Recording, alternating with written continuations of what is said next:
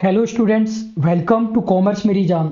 Student RSM SSB TRA and junior accountant का result आया है। बहुत सालों में जाकर के ये भर्ती कंप्लीट हुई है, बहुत लंबी प्रोसीजर हो गई।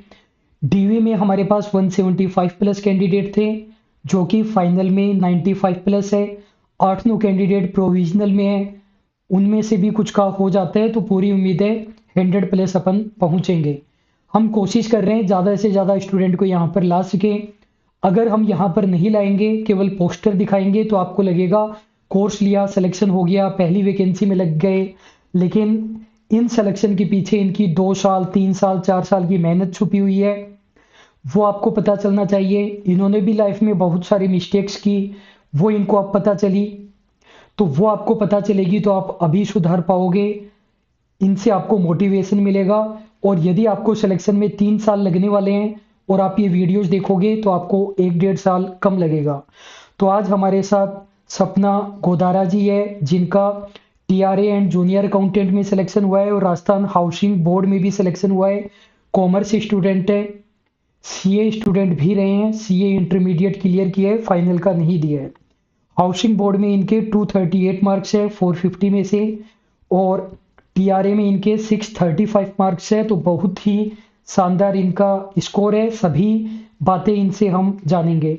तो सपना जी, पहले तो आपको बहुत बहुत कॉन्ग्रेचुलेसन, आपको और आपकी फैमिली को। धन्यवाद सर। आपकी कृपा बनी रही, आप और अभिषेक सर की। नहीं, हमें तो ऐसा लगता है कि कोचिंग इंस्टीट्यूट के लिए या टीचर के लिए जो सबसे बड़ी उपलब्धि होती है, वो ये होती है कि अच्छे बच्चे उस कोचिंग इंस्टीट्यूट को ज्वाइन कर लेते हैं। इंस्टीट्यूट इस बात में सक्षम है कि वो अच्छे बच्चों को अट्रैक्ट कर पाता है और अच्छे बच्चे ज्वाइन कर लेते हैं। तो 50% काम हमारा वहीं पर हो जाता है। कई बार ऐसा भी होता है, जैसे हम ऑफलाइन वगैरह में ज़्यादा पता चलता है, ऑनलाइन में तो पता नहीं चलता। कई बार बैच अच्छा, ऐसा मतलब बेकार बैच आ जाता है कि आपको पढ़ाने का ही मन नहीं करता, ऐसा बैच आ जाता है कि आप कुछ नहीं कर सकते। तो सफलता का सबसे पहला रीज़न यही होता है कि अच्छे बच्चे ज्वाइन करते हैं। कुछ बच्चे तो ये कह कर के मना कर देते हैं कि इतना ज़्यादा डिटेल्ड करा दिया तो कोर्स का कोई मतलब नहीं है।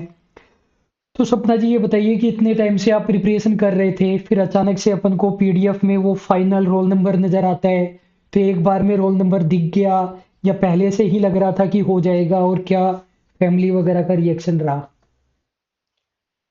जी सर, एग्जाम देने के बाद ही ऐसे लगने लग गया था कि इस बार तो नौकरी हमारी ही है। बहुत बढ़िया। और परिवार तो सब बहुत खुश है।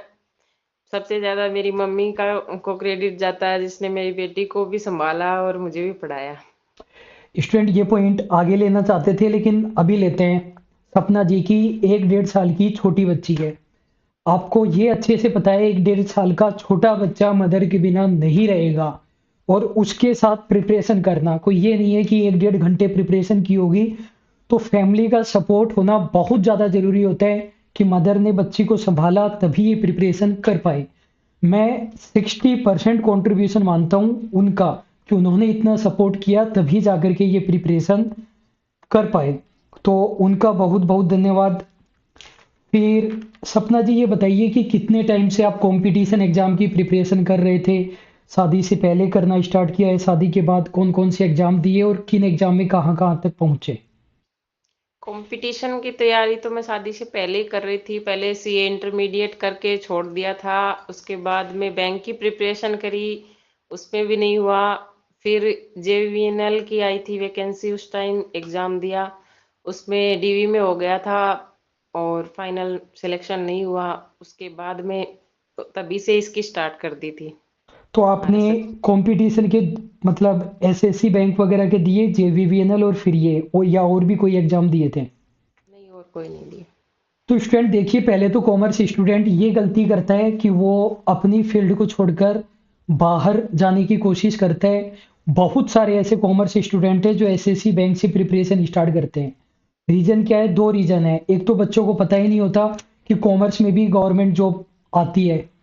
दूसरा, उनको लगता है एसएससी बैंक में हजारों पोस्ट आती है तो वहां सिलेक्शन हो जाएगा। जबकि आप जिस बैकग्राउंड से हो, उस बैकग्राउंड में सिलेक्शन लेना आसान है। एसएससी बैंक में भले ही हजारों पोस्ट आती हो, कॉमर्स में चाहे 50 पोस्ट आए, फिर भी सिलेक्शन लेना आसान रहेगा। केवल 11 12 बीकॉम एमकॉम का ही सिलेबस आता है, इसके अलावा आपने सीए सीएस में पढ़ा हो तो और आपको बेनिफिट मिल जाता है। तो ये और ऐसा कोई स्टूडेंट नहीं होता जिसका पहली बार में सिलेक्शन हो जाए। इन्होंने एसएससी बैंक की जेवीवीएनएल में डीवी तक पहुंचे तभी इनका सिलेक्शन हुआ है। तो 3 4 सालों की मेहनत इसके पीछे इनकी छुपी हुई है। सपना जी ये बताइए कि आपने टीआरए एग्जाम की प्रिपरेशन कितने मंथ की कब से कर रहे थे? शुरुआत से ही सीएमजे से कर रहे थे या पहले कहीं और से कर रहे थे? और सीईटी का एग्जाम देने के बाद सीईटी के रिजल्ट का वेट किया या कंटिन्यू प्रिपरेशन रखी, ये बताइए।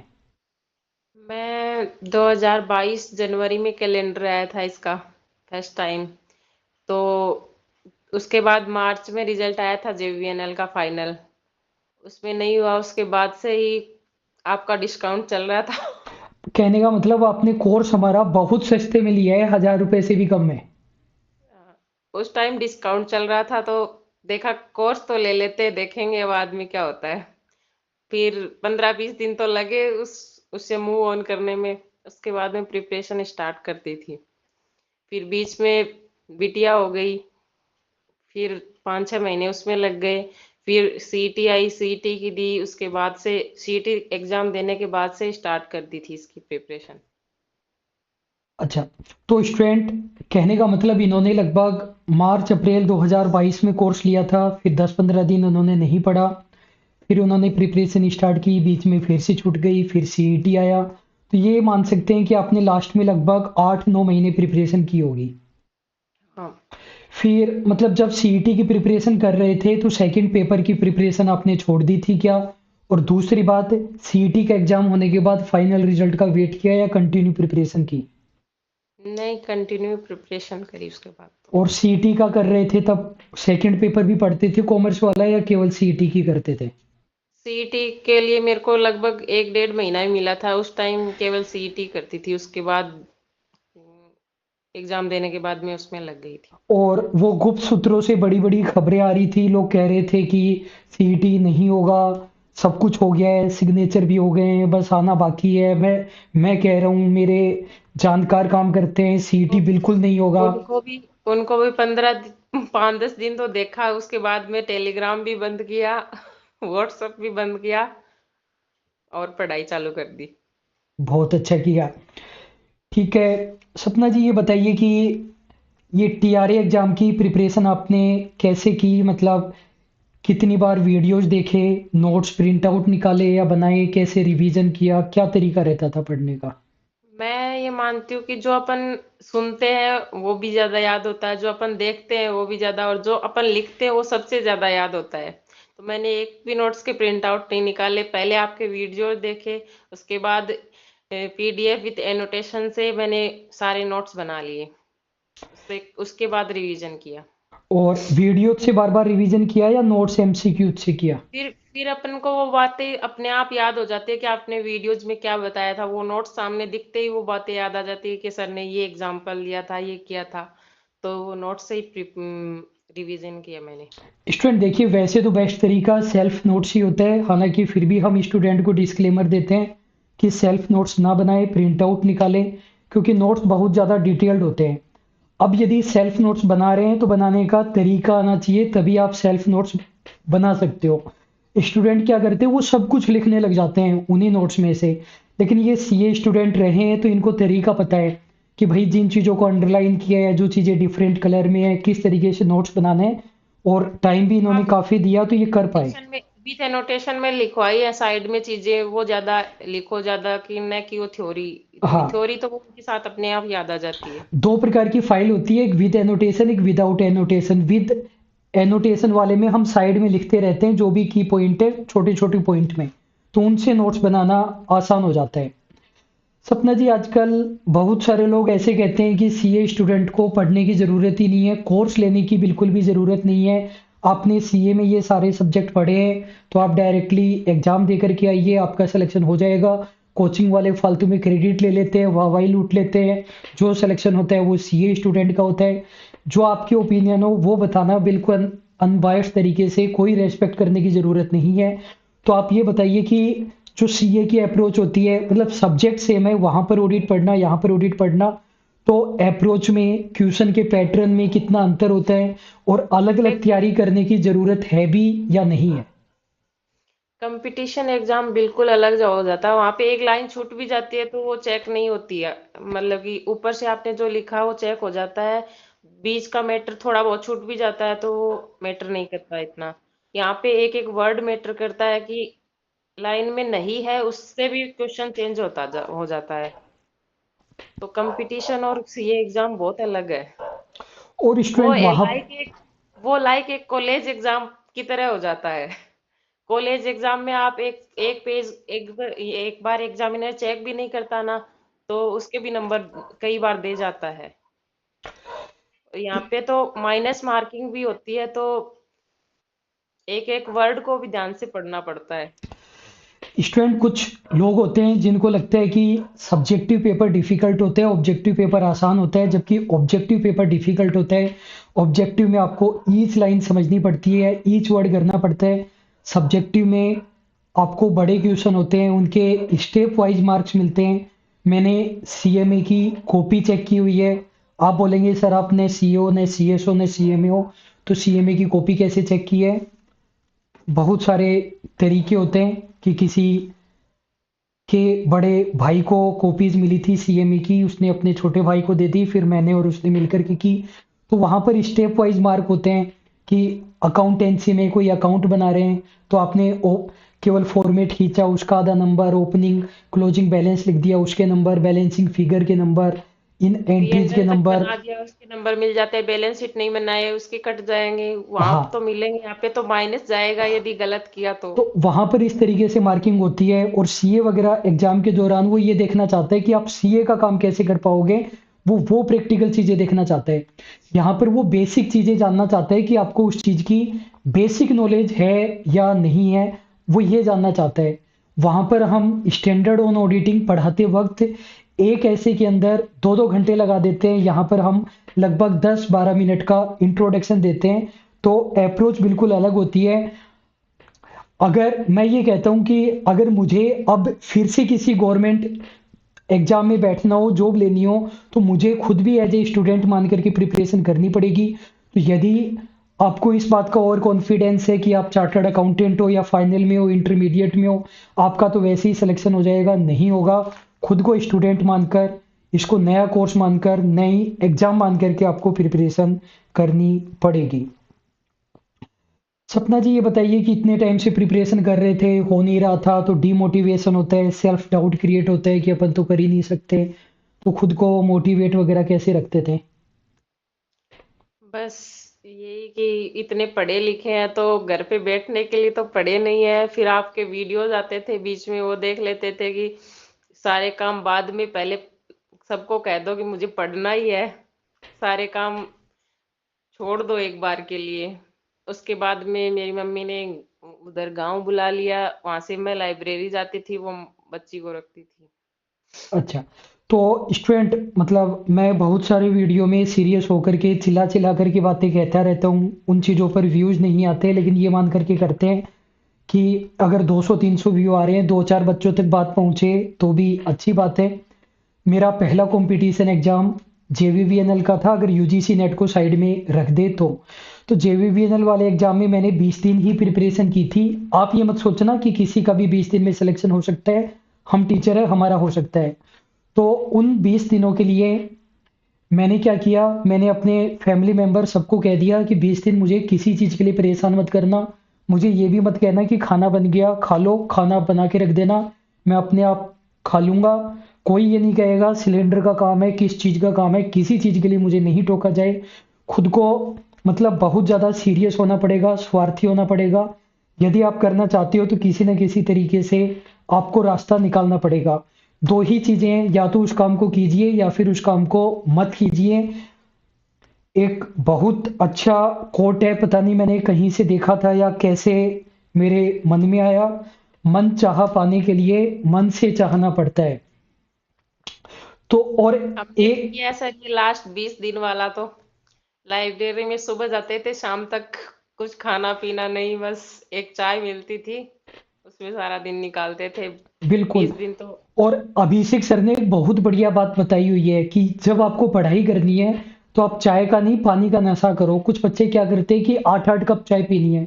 अब चाय पीने के लिए उठोगे तो कम से कम आपके 30-35 मिनट खराब होंगे। 8 चाय का मतलब आप 4 घंटे खराब कर दोगे। तो बस फिक्स है कि 1 या 2 चाय अपन को पीनी है। और पानी का नशा करो। ये जो छोटे छोटे ब्रेक लोगे ना कि ये करूंगा, उन चीजों से भी आपका टाइम खराब होगा। और एक बहुत बढ़िया पॉइंट सपना जी ने बताया कि खुद की वर्थ को पहचानो। ये लगना चाहिए आपको कि हम इतने इंटेलिजेंट है, इतने पढ़े लिखे हैं, और फिर अपनी लाइफ बर्तन चौके में खराब करनी है क्या, या किसी छोटी जॉब में अपन को खराब करनी है क्या। उस चीज को आप पहचानो और उस चीज से आपको फाइट करो। आपको खुद से अपनी लड़ाई जीतनी है, न कि किसी और से।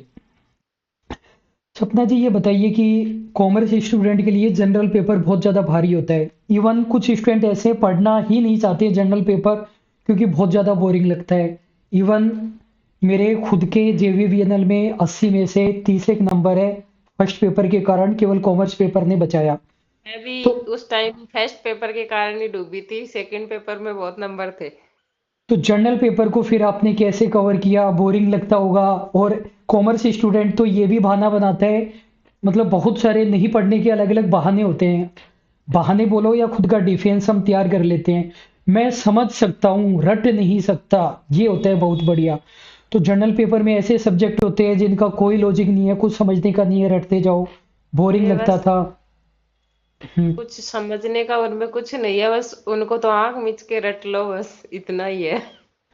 और रटा भी तो और नहीं जाता, दुनिया भर की चीजें हो जाती है जनरल साइंस में, दुनिया कितना भर रटे। की, मैंने जो देखा ना कि आरएसएसबी का ट्रेंड देखा कि वो ज्यादा करके प्रीवियस ईयर क्वेश्चन लेता है। और जो मतलब कि उसको जिस चीज का टेस्ट करना होता है, इसलिए उसने सेकंड पेपर हार्ड डाला, फर्स्ट पेपर इजी था। तो मतलब ये मास्टर मतलब ये टीचर वगैरह की एग्जाम होती है, उसमें भी उनका सब्जेक्टिव पेपर है वो हार्ड आता है और बाकी इजी आते हैं। उस ट्रेंड को देखते हुए मैंने प्रीवियस ईयर क्वेश्चन को ज्यादा वो किया, पढ़ाई ठीक है, की। तो स्टूडेंट देखो, बोरिंग लगे या कुछ भी लगे, जो काम अपन को करना है वो करना है। हर चीज में अपन को एंटरटेनमेंट नहीं ढूंढ सकते। कुछ चीजें हमारी ड्यूटी होती है कि अपन को करना ही करना है। रात को 1 बजे अगर छोटा बच्चा रोने लग जाए तो फिर अपन कुछ नहीं देखेंगे कि मन कर रहा है कि नहीं कर रहा है, उठना ही पड़ेगा। तो ये स्टडी भी हमारी ऐसे ही होती है, मन लगे या नहीं लगे अपन को करना पड़ेगा।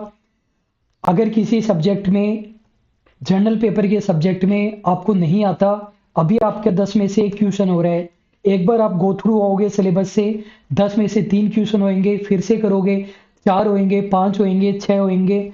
और मैं ये मानता हूँ अगर 50% भी कर रहे हो जनरल पेपर में, फिर कॉमर्स पेपर के अंदर आपको फोड़ना पड़ेगा। उसमें आप चाहो जितना आप खींच सकते हो। और सपना जी ये बताइए कि एक तो स्टूडेंट सपना जी का आरएचबी और टीआरए दोनों में हुआ है। जेआरए में नहीं हुआ है, टीआरए में हुआ है। टीआरए में इन्होंने प्रेफरेंस भरा था और आरएचपी में हुआ है। आरएचपी में 3-4 इंटरेस्टिंग चीजें हुई थी, एक वीडियो में और बताया था मैंने, फिर से बताता हूँ। आरएचबी का रिजल्ट आया डीवी का 3 गुना। उसके बाद 3-4 बार उन्होंने लिस्ट चेंज की हाई कोर्ट के आदेश पर। ट्रांसपेरेंसी वो उसको नहीं दिखा रहे एक थे। साल से ज्यादा हो गया है उसके बाद रिजल्ट हुए।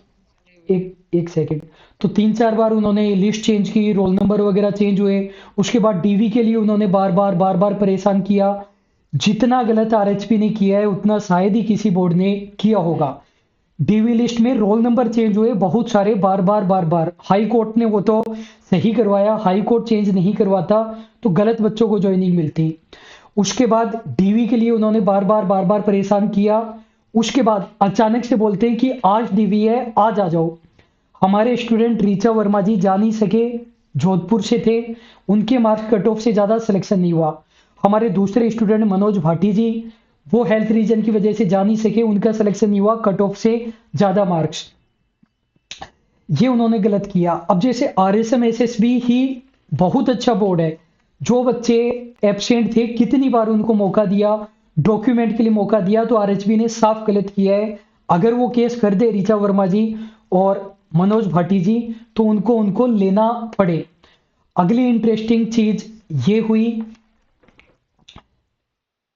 अगली इंटरेस्टिंग चीज आरएचबी के अंदर ये हुई, भूल गया मैं भी क्या बताना चाह रहा था कि हाँ सपना जी आप बताइए पहले तो कि ये जो 3-4 बार लिस्ट चेंज हुई तो सभी में आपका नाम था या नहीं था? मेरा सभी में था। चलो, ये बहुत अच्छी बात है कि 3-4 बार लिस्ट चेंज हुई, हर बार इनका नाम आ रहा था। अगली इंटरेस्टिंग चीज ये हुई कि दो हमारे स्टूडेंट किशोरपुरी और तरुण गहलोत जी दोनों के सेम मार्क्स थे आरएचबी में, दोनों का टाई हो गया। किशोरपुरी जी की एज ज्यादा थी इसलिए उनका सिलेक्शन हुआ, तो ये भी हमने टाई पहली बार देखा, बहुत इंटरेस्टिंग चीज हुई। तो सपना जी आप तो ये बताइए कि आप टीआरए ज्वाइन करेंगे या आरएचबी ज्वाइन करेंगे? आपने वो वीडियो देख लिया होगा हमारा कल वाला कि टीआरए जीआरए में क्या फर्क है, तो टीआरए आपको समझ में आया होगा या अभी तक अभी तो डिसाइडेड नहीं है? अभी तक कुछ डिसाइडेड नहीं है।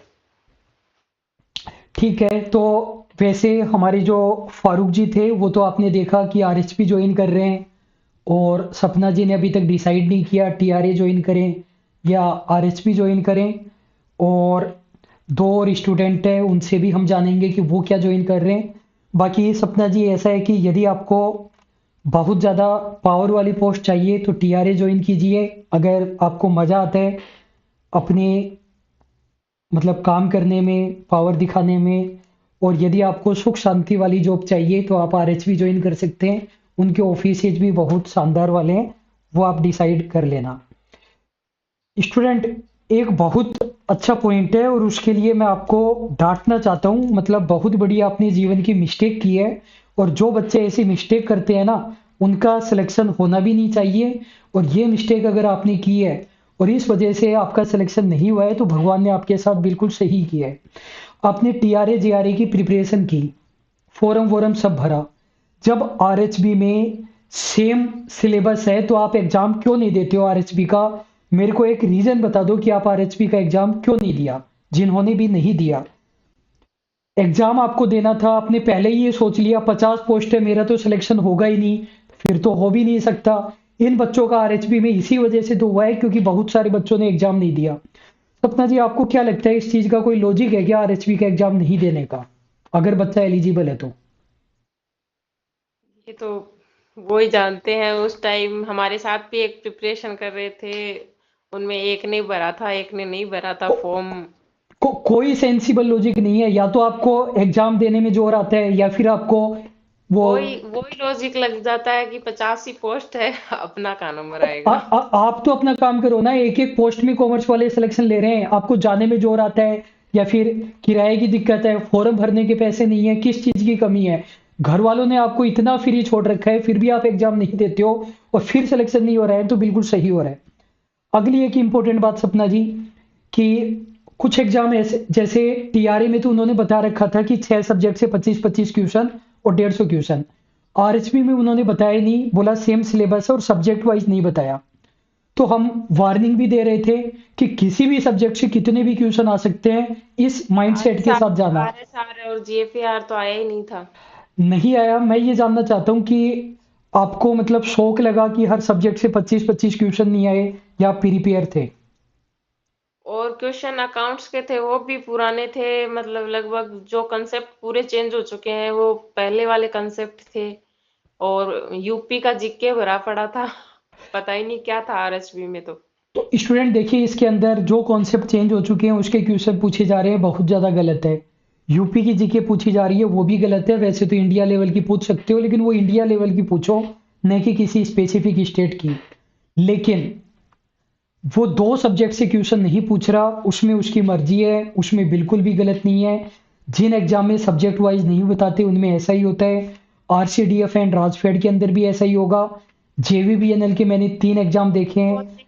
60 और 40% वाला रेशो तो काम किया था उन्होंने, क्योंकि 40% तो जीके वाला पार्ट था और 60% कॉमर्स वाला पार्ट था, वो तो सही था उनका। जो उन्होंने बता दिया ना वो तो वो फॉलो करेंगे, वरना कोर्ट में जाओगे आप लोग। लेकिन जो नहीं बताया उसमें उनकी मर्जी है। जेवीबीएनएल के 3 एग्जाम मैंने देखे, तीनों एग्जाम में अलग अलग सब्जेक्ट पकड़ लेता है। पिछली बार उन्होंने जीएसटी के काफी क्वेश्चन पूछे, इस बार बच्चों को लगेगा इस बार जीएसटी बहुत सारा आएगा, इस बार देखना किसी और सब्जेक्ट पर फोकस करेगा। जो टीचर उस टाइप की वीडियो बनाते हैं किस सब्जेक्ट से कितने क्वेश्चन पूछे जाएंगे उनको मत देखिए। हमारे पास डेटा है स्टूडेंट का कि किस एग्जाम से कितने, वो किस सब्जेक्ट से कितने क्वेश्चन हम बनाते ही नहीं है। वो इस माइंडसेट के साथ चाहिए, किसी भी सब्जेक्ट से कितने भी पूछ सकता है अगर उसने सब्जेक्ट वाइज नहीं बताए हैं तो। अगला सपना जी, ये बताइए कि सीएमजे के बारे में आपको कहाँ से पता चला, कब पता चला, कब आप जुड़े और जुड़ने के बाद एक्सपीरियंस क्या रहा, कुछ शिकायतें या कुछ इम्प्रूवमेंट हो तो वो भी बताइए। वही कि जब जेवीएनएल की प्रिपरेशन कर रही थी उस टाइम पता चल गया था सीएमजे के बारे में, पर आपकी फीस थोड़ी कॉस्टली लगी इसलिए उस टाइम आपका कोर्स लिया नहीं था। उसके बाद में उसमें नहीं हुआ। तब अब देखा कि इनसे ज्यादा सिलेक्शन हो रहे हैं तो कुछ बात तो होगी, तो इस बार ले लेते हैं।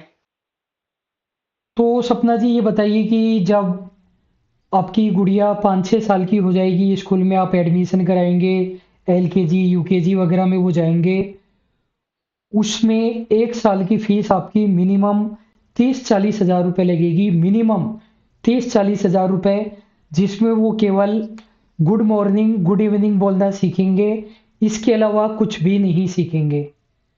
जबकि आप एक ऐसे एग्जाम की तैयारी कर रहे हैं जिसके बाद आपको डायरेक्टली गवर्नमेंट जॉब लगेगी, डायरेक्टली गवर्नमेंट जॉब। तो उस गवर्नमेंट जॉब के आपको 3-4 हज़ार रुपए की फीस, हालांकि आपने तो बहुत कम में ज्वाइन किया है और जेवीवीएनएल की उस टाइम फीस बहुत कम थी, तो आपको वो 2-4 हज़ार रुपए की फीस बहुत ज्यादा लग रही है। तो फिर ये बताइए, सही वो बात है या गलत बात है? वो मार्केट में कम लग रही थी ना, तो बिल्कुल। दूसरी साइड दूसरी साइड कम थी तो इधर ज्यादा, तो बिल्कुल। तो वो तो। स्टूडेंट, बिल्कुल मैं यही सुनना चाहता था कि एक तो अपन को ये लगता है कि मतलब उस चीज़ की फीस बहुत ज़्यादा है, या फिर अपन कंपैरिजन में देखते हैं कि मार्केट में बहुत सारे सस्ते सस्ते कोर्सेज है, उस वजह से अपन को फीस ज़्यादा लगती है। मार्केट में 99 वाला कोर्स भी अवेलेबल था, 499 वाला भी था, 999 वाला भी था, हमारा 4-5 हज़ार का भी था, 10 हज़ार का भी था, 20 हज़ार का भी था। तो वो आपको डिसाइड करना पड़ता है। कुछ टीचर उस तरीके से चलाते हैं, मतलब 99 में वो ये मान करके चलते हैं कि हम एक फिक्स जॉब कर रहे हैं, अपन को मंथली इतना पैसा निकालना है, चाहे वो 100 रुपए में आए, 50 रुपए में आए, चाहे 200 रुपए में आए। जैसे जैसे एग्जाम पास में आता है वो फीस और कम कर देते हैं। जबकि हमारा उल्टा है, जब कोर्स लॉन्च करते हैं फीस बहुत कम होती है, एग्जाम पास में आ जाते हैं तो फीस ज़्यादा होती है। अब 2 दिन पहले फीस चेक करोगे तो बहुत ज़्यादा मिलेगी, क्योंकि जो स्टार्टिंग में ज्वाइन करते हैं वो बच्चे सिलेक्शन वगैरह देते हैं। तो हाँ जी, तो सपना जी, आप ये बताइए कि वो आपको सीएमजे के बारे में पता कैसे चला, और जुड़ने के बाद क्या एक्सपीरियंस रहा, और उसके बाद भी आपको फीस ज़्यादा लगी क्या, और जो भी आपकी शिकायतें या इम्प्रूवमेंट है उनके बारे में बताइए। वही कि यूट्यूब पर दो चार मतलब कि आपके स्टूडेंट्स के रिव्यू भी देखे थे, और उसी से डिसाइड किया कि इस बार यहीं से करनी है प्रिपरेशन। अभी कोर्स खरीद लिया था, आपको बताया 15-20 दिन बाद में स्टार्ट करी प्रिपरेशन तो। और जुड़ने के बाद एक्सपीरियंस क्या रहा, और कोई शिकायत वगैरह? बस बहुत बढ़िया, तब से लगे कुछ हुए हैं प्रिपरेशन में। कुछ इम्प्रूवमेंट हम करना चाहें? बस इम्प्रूवमेंट तो क्या बताऊं, मैं क्या बता सकती हूँ आपके आगे। चलो ठीक है, बस ये कोशिश करेंगे कि जैसे जेवीवीएनएल में 40+ थे, तब हमें लगता था कि वो रिकॉर्ड कभी नहीं टूटेगा। टीआरए ने जेवीवीएनएल का रिकॉर्ड तोड़ा 95+ देके। अब जेवीवीएनएल के सामने चैलेंज रहेगा कि टीआरए का रिकॉर्ड फिर से तोड़े, तो इसके लिए हम इम्प्रूवमेंट करेंगे। तो सपना जी, आपने बहुत अच्छी अच्छी बातें बताई, और इनसे स्टूडेंट को बहुत फ़ायदा होगा, यकीनन बहुत फ़ायदा होगा। और आप यदि लास्ट में हमारे स्टूडेंट को और कोई एडवाइस या टिप्स देना चाहें, बहुत सारे स्टूडेंट ऐसे हैं जिनके सारे काम जॉब पर टिके हुए हैं, बच्चों की शादी नहीं हो रही है, कुछ नहीं कर पा रहे हैं, हिम्मत हार गए हैं, तो मतलब वो क्या करे कि सिलेक्शन हो जाए कोई भी, मतलब कुछ आप बता सको उनको। बस यही बताना चाहूंगी कि एक साथ दो अलग अलग सब्जेक्ट होते हैं, सिलेबस ही अलग अलग होता है, उन एग्जाम की प्रिपरेशन नहीं हो सकती। जिनका सिलेबस ही सेम है उन सारी एग्जाम का प्रिपरेशन एक साथ हो सकती है। तो उसी साइड लगे। और मतलब कि जितना डेप्थ अपन एक बार पढ़ लेते हैं तो अपन को बार बार पढ़ने की जरूरत नहीं पड़ती। शॉर्ट में अपन 5 बार पढ़ेंगे तो 20 बार वापस पढ़ने की जरूरत पड़ेगी अपने को। तो सपना जी ने दो तीन बहुत अच्छी बातें बताई। पहली बात तो दो ऐसे एग्जाम की प्रिपरेशन एक साथ नहीं करें जिनका सिलेबस बिल्कुल अलग अलग हो, क्योंकि आप दो नाव में पैर रख रहे हैं। दो नाव में पैर रखना भी चल जाता है, लेकिन ऐसी दो नाव में पैर रखना जो अलग अलग दिशाओं में जा रही हो वो नहीं चलेगा। सेम दिशा में जा रही हो तो फिर भी चल जाता है। जो जिनका सिलेबस सेम हो, इवन 70-80% सेम हो, उनकी आप प्रिपरेशन कर सकते हो।